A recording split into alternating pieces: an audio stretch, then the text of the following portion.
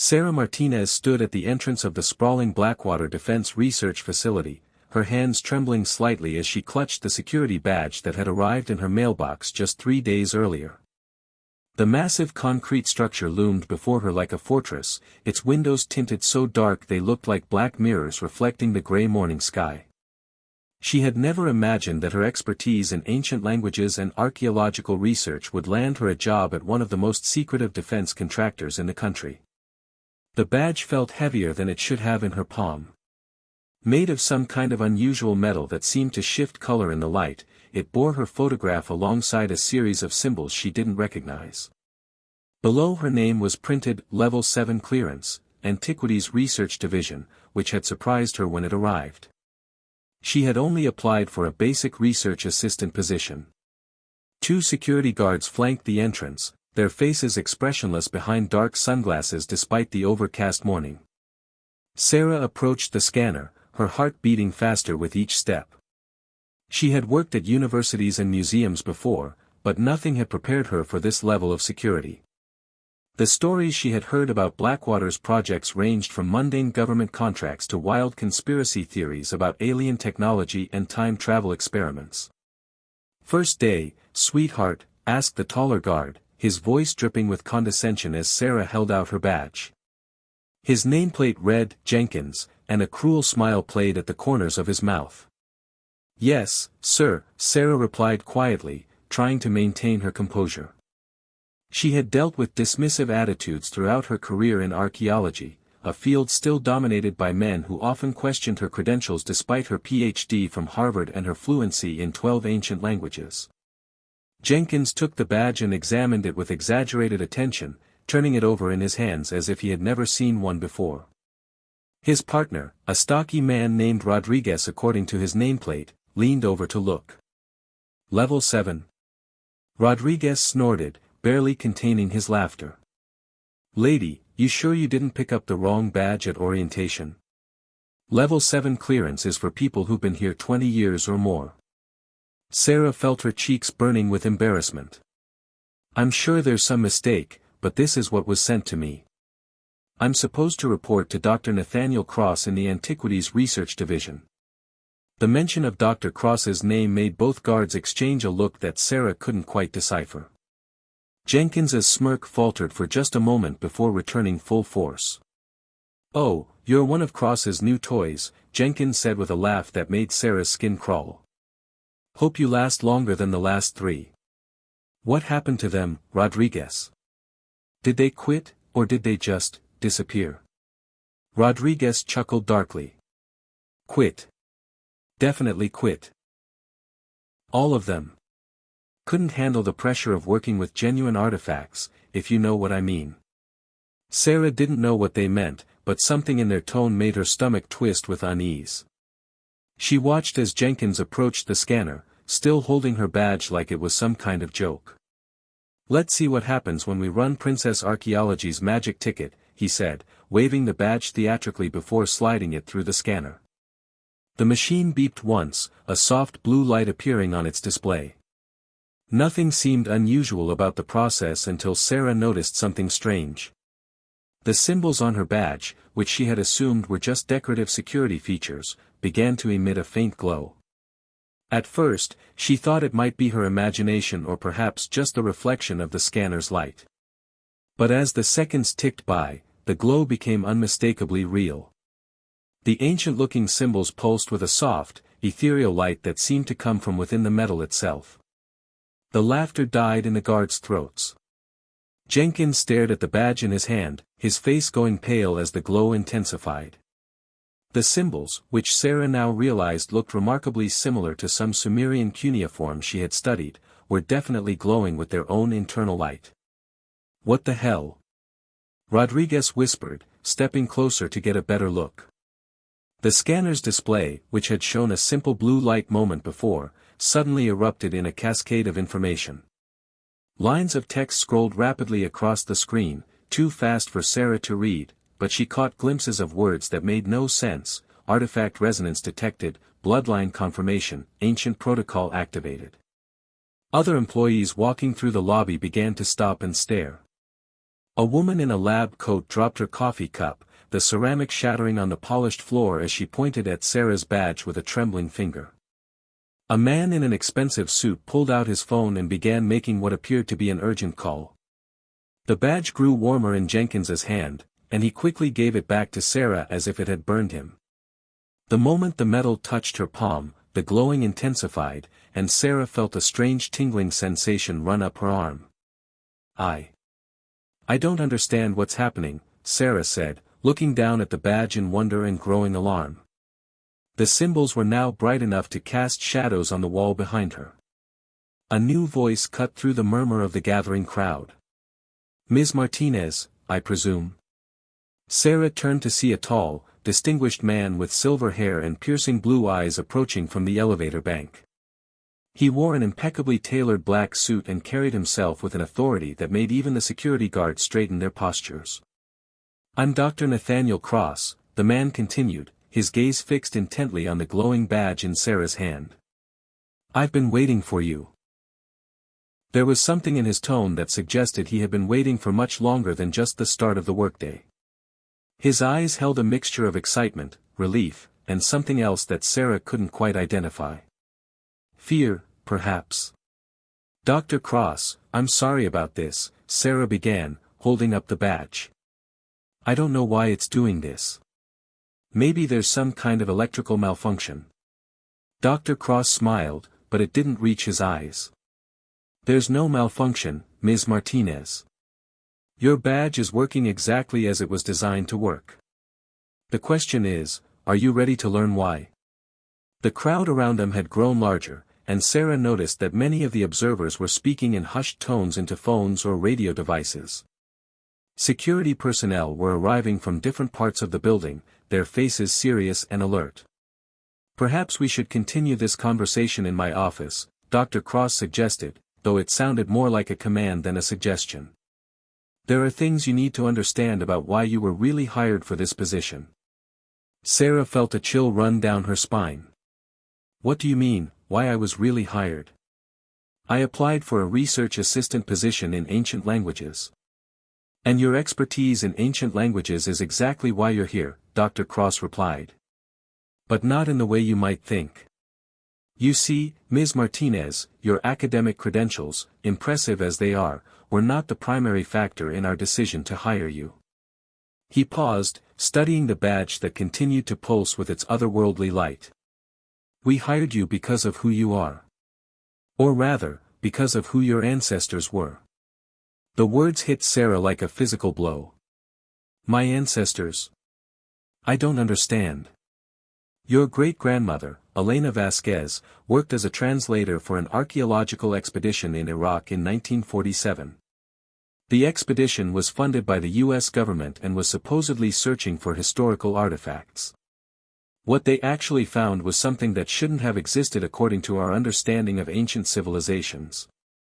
Sarah's mind raced. She had heard family stories about her great-grandmother's work overseas, but they had always been vague. Her family had immigrated from Mexico when she was a child, and many of the older stories had been lost over the generations. The artifacts they discovered, Dr. Cross continued, contained technology that predated known human civilization by thousands of years. Technology that seemed to respond to certain individuals with specific genetic markers. The badge in Sarah's hand pulsed brighter, as if responding to his words. Your great-grandmother was one of those individuals. The artifacts responded to her touch in ways that baffled the scientists of the time. They brought several of the artifacts back to the United States, along with detailed records of Elena's interactions with them. Sarah felt the world spinning around her. Are you saying that these artifacts, that they're some kind of alien technology? Dr. Cross shook his head. Not alien. Human. But human in a way that challenges everything we thought we knew about our own history. The artifacts suggest that there was an advanced human civilization that existed long before the earliest known settlements. A civilization that developed technology we're only beginning to understand. He gestured toward the badge. The symbols on your identification aren't just decorative. They're a form of writing that predates Sumerian cuneiform by millennia. And somehow, some way, your genetic line carries the ability to activate and communicate with artifacts from that lost civilization. Sarah looked down at the badge, watching the symbols pulse in a rhythm that almost seemed like a heartbeat. This is impossible. You're talking about fantasy, not science. I understand your skepticism, Dr. Cross said gently. But the evidence is right there in your hand. The badge contains fragments of the same material as the original artifacts. It was designed to identify individuals who carry the necessary genetic markers. The fact that it's responding to you so strongly suggests that you may be one of the most compatible individuals we've ever encountered. The implications of his words began to sink in. You've been tracking my family. For decades. We've been monitoring several bloodlines that showed compatibility with the artifacts, he admitted. Your great-grandmother's file has been in our archives since 1947. When we saw your academic achievements and realized you were pursuing exactly the kind of research that would make you valuable to our project, we knew it was time to make contact. Sarah felt a mixture of anger and fear rising in her chest. So none of this was coincidence. My job application, the position opening. The position was created specifically for you, Dr. Cross confirmed. We need someone who can not only activate the artifacts but also understand and translate the information they contain. You're uniquely qualified for both aspects of the work. The crowd around them had dispersed somewhat, but Sarah noticed that several people in lab coats were now standing at a respectful distance, clearly waiting for some kind of signal from Dr. Cross. Ms. Martinez, Dr. Cross said, his voice taking on an urgent tone, I need you to understand that what we're dealing with here is not just of archaeological interest. The artifacts we've recovered contain information about technologies that could revolutionize human civilization. Clean energy sources that could end our dependence on fossil fuels. Medical knowledge that could cure diseases we've been fighting for centuries. Agricultural techniques that could end world hunger. He paused, letting the weight of his words sink in. But they could also contain information about weapons and warfare technologies that would make our current military capabilities look primitive by comparison. That's why this research is classified at the highest levels. And that's why we need someone we can trust to help us understand what we're dealing with. Sarah's head was spinning with the enormity of what he was telling her. Why should I trust you? You've been manipulating my life, tracking my family. Because you have a choice, Dr. Cross said simply. You can walk away right now. Take your badge, leave this building, and never look back. We'll transfer a substantial sum to your bank account as compensation for your time, and you can return to your academic career with no one the wiser. He stepped closer, and Sarah could see the intensity in his eyes. Or you can help us unlock secrets that could change the world for the better. You can be part of something that will reshape human understanding of our own history and our potential future. Sarah looked down at the badge again. The glowing had stabilized into a steady pulse that she was beginning to realize matched her own heartbeat. She thought about her great-grandmother, a woman she had never met but whose courage in traveling to a foreign country to work in a male-dominated field had always inspired her. If I agree to this, she said slowly, what exactly would I be doing? You would be working with a team of researchers to study and catalog the artifacts we've collected over the past 75 years. Your job would be to activate them, translate any writing or symbols they contain, and help us understand their purpose and function. And if I can't activate them? If this badge glowing is just some kind of fluke? Dr. Cross smiled, and this time it seemed genuine. Ms. Martinez, the artifacts in our collection have been dormant for decades. Some of our best scientists have tried everything they could think of to activate them, with no success. The fact that your badge is responding so strongly to your presence suggests that you won't have any trouble with the actual artifacts. Sarah made her decision. I want to see them. The artifacts. Dr. Cross nodded as if he had expected this response. Of course. But first, we'll need to complete your security processing and orientation. What you're about to see and learn is classified at levels that require additional clearances beyond what your badge provides. He gestured toward the elevator. Shall we begin? As they walked toward the elevator bank, Sarah noticed that the other employees they passed all stopped what they were doing to stare at her badge. Some looked curious, others seemed afraid, and a few appeared to be making urgent phone calls. "Dr. Cross," Sarah said as they waited for the elevator, "how many other people like me have you found? People whose genetics make them compatible with these artifacts?" His expression darkened slightly. "In 75 years of searching, we've identified fewer than a dozen individuals with any level of compatibility. Most showed only minor responses to the artifacts. 3 showed significant responses. And what happened to them?" The elevator arrived with a soft chime, and Dr. Cross gestured for her to enter before answering. 2 of them chose to walk away after learning what we've just discussed. The third. He paused as the elevator doors closed. "The third is still with us, though he hasn't been able to work with the artifacts for several years now." "Why not?" "Extended exposure to the artifacts appears to have side effects. Dr. Marcus Webb was our lead researcher on the project for nearly 20 years. His compatibility with the artifacts was extraordinary, and he made breakthrough after breakthrough in understanding their functions." The elevator began its descent, and Sarah realized they were going deep underground. "But about 5 years ago, he began experiencing what we can only describe as visions. Images and voices that seemed to come from the artifacts themselves, even when he wasn't in direct contact with them. The episodes became more frequent and more intense until we had to remove him from active research for his own safety." Sarah felt a cold knot forming in her stomach. Is he all right?" "He's comfortable," Dr. Cross said carefully. "He lives in a private facility where he receives the best care possible.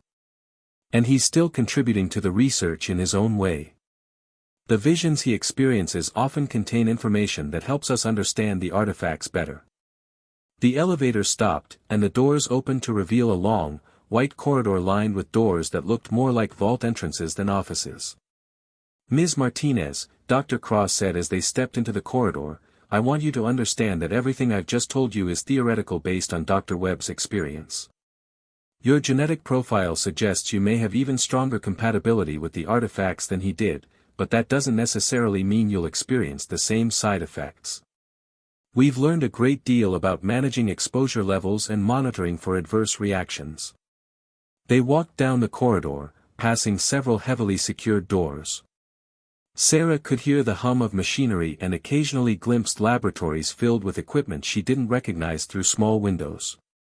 "Here we are," Dr. Cross said, stopping in front of a door marked with symbols that looked remarkably similar to those on Sarah's badge. "The main artifact storage and research facility." He placed his hand on a scanner beside the door, then gestured for Sarah to do the same with her badge. The moment the badge came close to the scanner, the symbols on both the door and her identification began to glow in perfect synchronization. The door slid open with a soft hiss, revealing a vast chamber filled with display cases, each containing objects that defied easy description. Some looked like crystalline sculptures that seemed to bend light around them. Others appeared to be metallic devices covered in the same glowing symbols that adorned Sarah's badge. In the center of the room stood a massive stone tablet covered in intricate carvings that seemed to shift and move when viewed from different angles. "Welcome," Dr. Cross said, "to the Archive of the Ancestors." Sarah stepped into the Archive of the Ancestors, her breath catching in her throat as she took in the impossible sight before her. The chamber was enormous, easily the size of an aircraft hangar, with a domed ceiling that seemed to be made of the same strange, color-shifting metal as her badge. Soft light emanated from the artifacts themselves, creating an otherworldly atmosphere that made her feel as though she had stepped into a dream. "The collection began with your great-grandmother's expedition," Dr. Cross explained as they walked between the display cases. "But over the decades, we've located and recovered artifacts from sites all over the world. Egypt, Peru, Cambodia, Ireland, Easter Island. Wherever we found evidence of advanced technology that predated known civilizations." Sarah approached the nearest display case, which contained what appeared to be a sphere made of crystalline material. As she drew closer, the sphere began to emit a soft, pulsing light that matched the rhythm of her badge. "They're responding to me," she whispered, amazement and fear warring in her voice. "Yes," Dr. Cross replied. "And this is just the beginning." Dr. Webb theorized that the artifacts form some kind of network, that they're all connected in ways we don't understand. The stronger your connection to one, the stronger your connection to all of them becomes. They continued deeper into the archive, passing displays that held objects Sarah couldn't even begin to categorize. Some looked like jewelry, intricate necklaces, and bracelets made of materials that seemed to flow like liquid metal. Others resembled tools or weapons, though their purposes were unclear. A few appeared to be books or tablets, covered in the same symbols that adorned her badge and now glowed brightly in response to her presence. "Dr. Cross," Sarah said, stopping in front of a case that contained what looked like a small, handheld device covered in glowing symbols, "what exactly do these artifacts do?" "You mentioned advanced technology, but what kind of technology?" "That's what we've been trying to determine for 75 years, he replied. Dr. Webb made the most progress in understanding their functions. "That device you're looking at, for example, appears to be some kind of communication tool. When he activated it, he was able to receive what seemed to be transmissions or messages, though we were never able to determine their source." Sarah noticed that as she stood near the case, the device inside was glowing brighter than any of the others she had seen so far. Transmissions from whom? That's one of the great mysteries. The messages seem to contain information about advanced scientific concepts, mathematical formulas that our best physicists are still working to understand, and historical records that don't match any known human civilization. They reached the center of the chamber, where the massive stone tablet stood on a raised platform. Up close, Sarah could see that the carvings were incredibly detailed and complex, covering every inch of the tablet's surface. As she approached, the entire tablet began to glow, and the carvings seemed to move and shift, rearranging themselves into new patterns. "This is the codex," Dr. Cross said reverently. "We believe it's some kind of master key or index to all the other artifacts." Dr. Webb spent years trying to decode its meaning. Sarah found herself drawn to the tablet as if by magnetic force. The symbols were definitely related to ancient writing systems she knew, but they were far more complex and sophisticated. As she stared at them, she began to see patterns and connections that seemed familiar, even though she was certain she had never seen anything like them before. "I can read some of this," she said suddenly, surprising herself. Dr. Cross moved quickly to her side. "What does it say?" Sarah studied the shifting symbols more closely, letting her mind relax and allowing the patterns to speak to her intuition rather than her analytical training. It's a warning. And a promise." The symbols rearranged themselves as she spoke, as if responding to her understanding. New patterns emerged, and with them came a flood of information that seemed to download directly into her mind. The warning is about a great catastrophe that befell the civilization that created these artifacts. Not a natural disaster, but something they brought upon themselves through their own advanced technology. She paused, struggling to process the images and concepts flooding her consciousness. They had mastered energy manipulation on a scale we can barely imagine. They could reshape matter at the atomic level, travel vast distances instantaneously, and communicate across dimensions. Dr. Cross was frantically taking notes on a tablet device. And the promise? The promise is that they left these artifacts as a legacy for future generations of humanity. A way to regain the knowledge and abilities that were lost when their civilization fell. But there's more. Sarah's voice trailed off as a new section of the tablet began to glow more brightly. The symbols there were different, more urgent in their patterns. "Dr. Cross," she said, her voice tight with concern, "according to this, the technology that destroyed their civilization, it still exists. And it's active." Before Dr. Cross could respond, alarms began blaring throughout the facility. Red lights flashed from hidden panels in the ceiling, and an automated voice began announcing, "Code 7 alert. All personnel report to emergency stations." "This is not a drill. What's happening?" Sarah asked, but Dr. Cross was already speaking rapidly into a communication device he had pulled from his jacket. Cross here. What's the situation? He listened for a moment, his face growing pale. How many signatures? Are you certain? Another pause. No, keep everyone away from the archive until I give the all clear. He ended the communication and turned to Sarah with an expression of excitement and terror. Ms. Martinez, something unprecedented is happening. Our sensors are detecting massive energy signatures from archaeological sites around the world. Sites where we know other artifacts are located, but sites that have been dormant for centuries. Sarah looked around the archive and realized that every single artifact was now glowing brightly. The air itself seemed to hum with energy, and she could feel a strange vibration in her bones. It started the moment you began reading the codex, Dr. Cross continued. Your interaction with the tablet seems to have sent some kind of signal to every other artifact on the planet. A new voice interrupted them, coming from speakers hidden throughout the chamber. The voice was weak and distorted, but unmistakably human. Nathaniel? Nathaniel, can you hear me? Dr. Cross's eyes widened. Marcus? Dr. Webb, is that you? How are you accessing the communication system? I'm not, came the weak reply. The artifacts are carrying my voice. All of them, everywhere. Something has changed, Nathaniel. The network is active again for the first time since my breakdown. Sarah felt a chill run down her spine as she realized the implications. Dr. Webb is communicating through the artifacts themselves. It appears so, Dr. Cross replied grimly. Marcus, what are you experiencing? What can you tell us about what's happening? The visions have stopped, Dr. Webb's voice came through the speakers, stronger now and filled with urgency. For the first time in 5 years, the constant stream of images and voices has gone quiet. But I know why. They were waiting for her. For the one who could fully activate the network. All eyes turned to Sarah, who was still standing beside the glowing codex. The tablet was now pulsing with such intensity that she could feel its energy like heat against her skin. Dr. Webb, she called out, what am I supposed to do?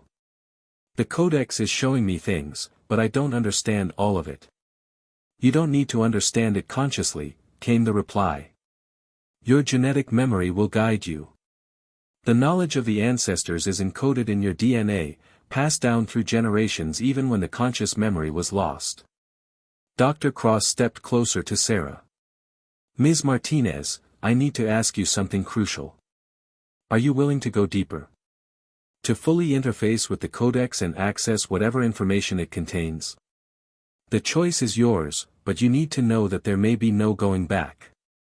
Sarah looked around the archive, taking in the hundreds of glowing artifacts, each one representing mysteries that humanity had been trying to solve for decades.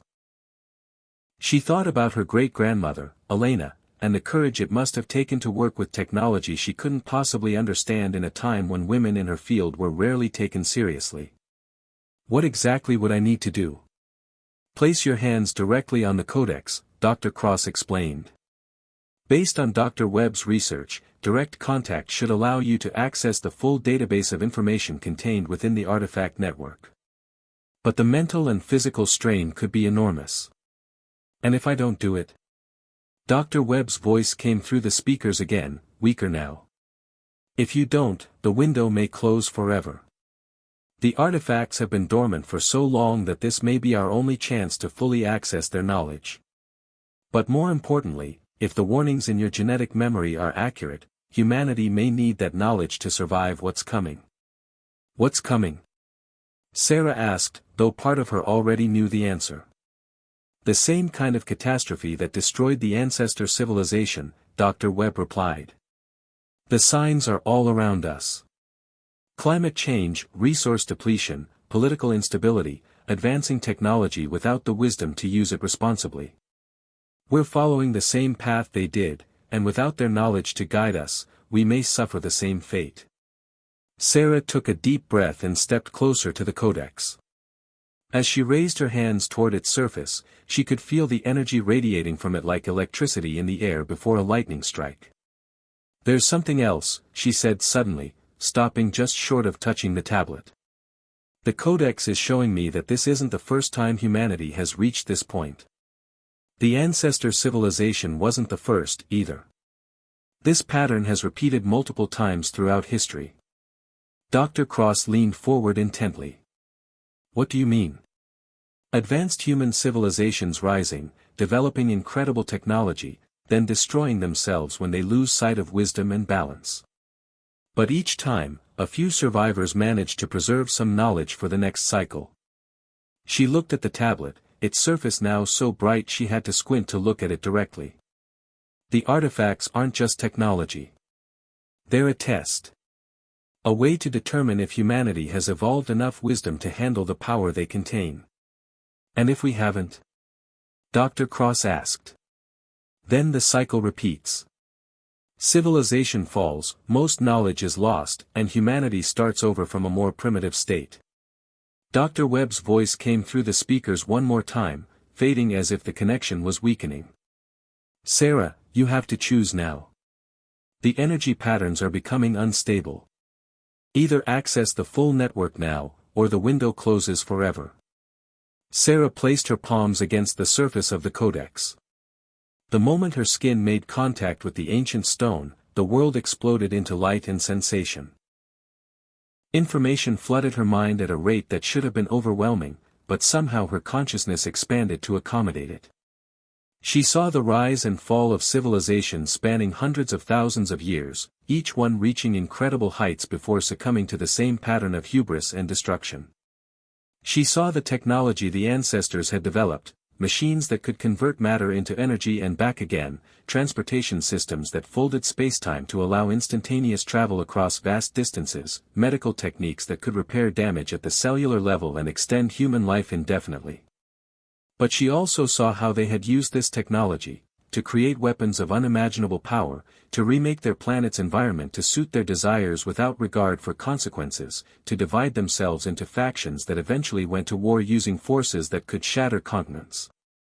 The knowledge flowed through her, and with it came understanding. The artifacts weren't just repositories of information, they were also safeguards. They would only reveal their full capabilities to individuals who demonstrated the wisdom and moral development necessary to use them responsibly. And they were connected to similar artifact networks on other worlds, part of a vast galactic civilization of species that had learned to transcend the cycle of self-destruction that seemed to plague developing worlds. Dr. Cross, Sarah said, her voice echoing strangely as if it were coming from very far away, humanity is at a crossroads. We can continue down our current path and face the same destruction that has claimed so many civilizations before us, or we can learn from their mistakes and evolve beyond the cycle. What do we need to do? Dr. Cross asked urgently. The artifacts will share their technology, but only gradually, and only as we demonstrate our readiness for each advancement. We need to focus on wisdom, cooperation, and balance rather than just power and control. And you? What happens to you now? Sarah felt the connection beginning to fade as the initial surge of information integrated into her consciousness. I become a bridge between the old knowledge and the new world. There will be others like me, people whose genetic heritage gives them the ability to interface with the artifacts. Together, we'll help guide humanity through the transition. The glowing from the codex began to dim, settling into a steady, warm light that felt somehow alive and welcoming. Around the archive, the other artifacts maintained their gentle illumination, no longer pulsing with urgent energy but ready and waiting for humanity to prove itself worthy of their gifts. The network is stable now, Dr. Webb's voice came through the speakers, stronger and clearer than before. And I can feel my connection to it returning, but controlled this time. Manageable. Sarah stepped back from the codex, feeling fundamentally changed but still herself. The knowledge she had accessed was vast, but it came with the understanding that it would be revealed gradually as she and others like her worked to help humanity mature beyond its current limitations. Dr. Cross, she said, turning to face him with eyes that now held depths of understanding that seemed far older than her 28 years, I think it's time we expanded our team. We're going to need archaeologists, scientists, philosophers, and spiritual leaders from around the world. This isn't just about technology anymore. It's about the evolution of human consciousness. Outside the archive, the alarms had stopped, and reports were coming in from around the world of archaeological sites that had suddenly become active with energy signatures scientists couldn't explain. But in the depths of the Blackwater facility, 3 people stood among artifacts that hummed with ancient wisdom and infinite potential, knowing that humanity's greatest adventure was just beginning. The security guards who had laughed at Sarah's badge that morning would never understand what they had witnessed. But they had been present at the moment when humanity took its first conscious step toward joining a community of worlds that stretched across the galaxy, guided by the hard-won wisdom of countless civilizations that had learned to transcend the cycle of self-destruction that had claimed so many others. Sarah Martinez, great-granddaughter of Elena Vasquez, had become the first of a new kind of human being, a guardian of ancient wisdom and a guide toward a future that held possibilities beyond imagination.